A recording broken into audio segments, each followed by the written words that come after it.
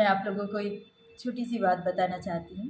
सबसे पहले अभी खुशी की बात यह है कि हमारे पास आई है भारतेंदु जी की कृति दृश्य काव्य सिद्धांत विवेचन। और ये दृश्य काव्य सिद्धांत विवेचन की बात करें तो ये किताब 1883 में लिखी गई थी, परंतु पहली प्रति आने के बाद ये कुछ दिनों के लिए किसी ने पढ़ा नहीं और रखा रहा।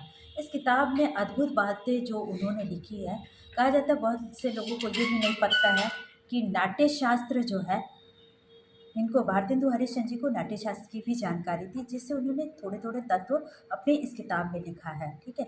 और जो नाटक की बातें हैं, ये किताब अगर हम कहें तो तथ्य की दृष्टि से, इतिहास की दृष्टि से, नाट्य कला के छात्रों के लिए, रंगकर्मियों के लिए बहुत ही बड़ी उपलब्धि है। छोटी सी ये किताब कहने को है, लेकिन इसमें जो बातें चंद शब्दों में लिखी गई है ना, वो बहुत ही अच्छी बात लिखी गई। इसमें सिर्फ नाट्य शास्त्र की ही बात नहीं कही है, बल्कि नाट्य शास्त्र में वर्णित जो चीज़ें हमें मिलती हैं उसको भी उन्होंने सहज तरीके से आज के कलाकारों के लिए, रंगकर्मियों के लिए हमारे सामने लाने का एक प्रयास किया है। और मैं तो एक नाट्यविद हूँ, तो मैं चाहूँगी कि हमारे जितने भी छात्र नाटक पढ़ने वाले हैं महात्मा गांधी काशी विद्यापीठ यूनिवर्सिटी में, उनको इस किताब की उपलब्धि हो और वो जाने कि छोटे छोटे चीज़ों को हमने कहाँ कहाँ फेंक रखा है।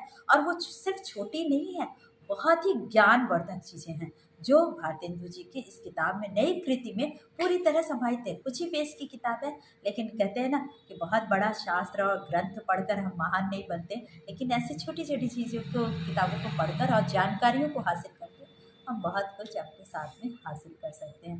तो मैं आपको बताना चाहूँगी कि इसमें जितनी भी बातें कही गई हैं वो नाट्य के हिसाब से कही गई है।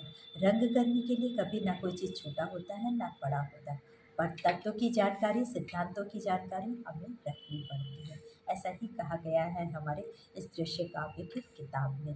भारतेंदु हरिश्चंद्र की बहुत मुश्किल से ये किताब उपलब्ध हुई है, और उपलब्धि के पीछे अगर हम कहें तो भारतेंदु परिवार का भी इसमें बहुत सहयोग है कि जो उस प्रति को, पुरानी प्रति को नए रूप में लाने की कोशिश की।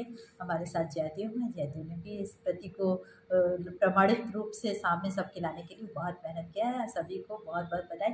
और इस किताब को आज मैं भी पूरी तरह और अच्छी तरह पढ़ने वाली हूँ। बाकी हमारे बच्चे तो पढ़ेंगे ही पढ़ेंगे, और सब कुछ इसी किताब पर आधारित नहीं है। भारतेंदु जी की जो लिखने की शैली थी, बोलने की शैली थी, उनके शब्दों का जो बुनावट था, वो भी इस किताब में दिख रहा है। कुछ लोगों ने कहा इसकी वर्तनी ऐसी है, लेकिन नहीं, वर्तनी नहीं है। उस काल और परिस्थिति, वातावरण में ऐसे लिखा ही गया है, जिसको एज इट इज़, जो 1883 में लिखा गया था, वो बस थोड़ा सा परिष्कृत करके हमारे सामने आ चुका है। बहुत बहुत धन्यवाद।